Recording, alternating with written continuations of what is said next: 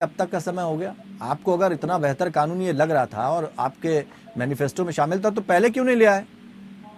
इसको ले आते अगर ये सबके लिए बेहतर था। इसमें इतना सोच विचार, बार बार उस पर मंथन हो रहा है, बार बार लॉ कमीशन जो है उसमें सलाह मशवरा ले रहा है, राय ले रहा है।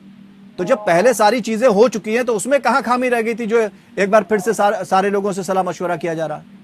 देखिए, ये प्रश्न जो है अमित शाह जी से भी किया गया था किसी इंटरव्यू के दौरान कि वही आपने जो है कर्नाटक के मैनिफेस्टो में यूसीसी का डाला है, तो आप यूसीसी कर्नाटक क्यों? आप तो इस पूरे आपके पास पावर है, मेजोरिटी है, राज्यसभा में भी मेजोरिटी है, लोकसभा में मेजोरिटी, तो आप तो कानून पूरे देशव्यापी ला सकते हैं। लेकिन अब इसमें स्टेट को उन्होंने इन्वॉल्व किया। अभी उत्तराखंड के अंदर भी लॉ कमीशन इसकी स्टडी कर रहा है। तो उन्होंने कहा कि भाई हम ऐसा नहीं चाहते कि हम एक साथ, जैसे आपने फार्मर बिल को देखा कि गुजरात में तो मोहर लग चुकी है ना।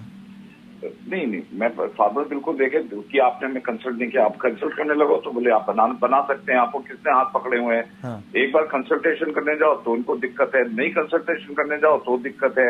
अरे भाई, डेमोक्रेसी है, प्रजातांत्रिक मूल्यों को हमका वो नहीं करना है। मैं ये कहता हूँ 2014 से लेकर 2023 तक नहीं आया तो क्या आना ही नहीं चाहिए? नहीं, हम तो बात वहां कर ही नहीं रहे। हम तो सिर्फ ये कहना चाह रहे हैं कि सारी चीजें जब पहले से तय हो चुकी हैं, लॉ कमीशन वहां पर सारी लोगों से रिपोर्ट ले चुका है, उसके बाद दोबारा वही प्रक्रिया करने का क्या मतलब?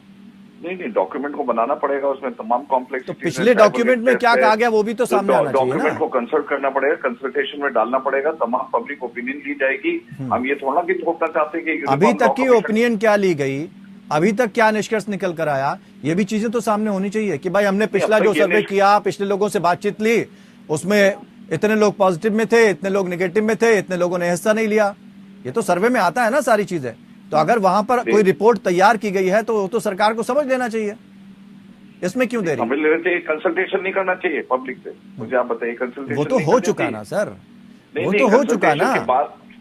कंसल्टेशन होने के बाद फिर जो है उसको, उसमें तमाम तरह के डेलिब्रेशन होंगे, पार्लियामेंट में लाया जाएगा, उसमें डिस्कशन होगा। एक साथ तो एक्ट बन नहीं सकता है, इसको एक डेमोक्रेटिक प्रोसेस के थ्रू निकालना पड़ेगा। तो मैं समझता हूँ कि देरी का जो बहाना है कि साहब देर कर दी, अभी तक क्या किया, ये मैं समझता हूँ कि बहुत ही कोई तर्क खास नहीं है। हाँ, हम इस मुद्दे पे बात करें कि ये जो यूनिफॉर्म सिविल कोड है, ये देश के लिए जरूरत है कि नहीं, ये इम्पोर्टेंट मुद्दा है। क्योंकि ये प्रक्रिया हो सकता है 2-3 साल और डिले हो जाए। आज 75 साल हो गए, लेकिन हम ये समझते हैं कि ये जो अब तक जो रहा वो रिग्रेसिव रेजिम रहा, ये जेंडर इनइक्वालिटी के आधार पर रहा। महिलाओं के हकूक अलग थे, आदमियों के हकूक अलग थे। किस प्रकार से जो है आपने देखा ट्रिपल तलाक जो है वो महिला के खिलाफ था, और महिला को करना हो तो खुला करना पड़ता है। तो इस प्रकार के जो कुरीतियां आई थी, तो राम मोहन रॉय ने भी तमाम इस प्रकार के जो सोशल रिफॉर्मर थे, हमने कि चाइल्ड मैरिजेज एक्ट को अबॉलिश किया, हमने भी डाउरी जो बहुत ही एक प्रचलन हुआ था उसके अगेंस्ट एक्ट लेकर के आए। तो ये प्रोग्रेसिव अगर हम नहीं फील करेंगे तो एक सोसाइटी को तो आप जकड़ के रख देंगे। तो क्या संवैधानिक अड़चनें क्या आ रही हैं इसमें?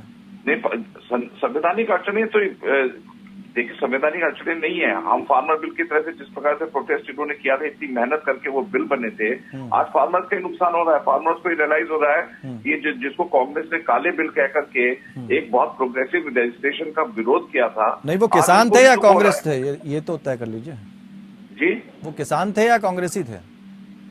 नहीं, जो भी होंगे वो राजनीतिक रूप से प्रेरित थे और उनकी राजनीतिकरण नजर आ रहा था हर तरीके से। वो विजय कौशिक जी, यहाँ जो जनता से जुड़े हुए मुद्दे हैं उनकी गहराई को लेकर भारतीय जनता पार्टी बात करती है।